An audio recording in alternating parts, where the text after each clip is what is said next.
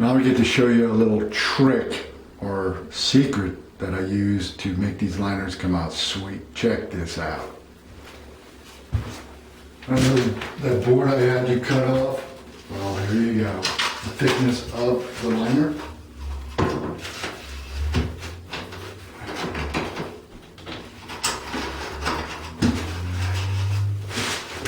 This width right here is now the thickness of this. And as you see, the tile's in. See where I said it always happens because most of this tile is thinner than glass tile and mosaics. Most of them are thinner than the tile. So what I do is I make, out of a piece of tile, I make this thing called a jig. I cut it the thickness of the liner right here. I put it in here, I fill this up full of thin set. And I put my liner on there, and it's perfect.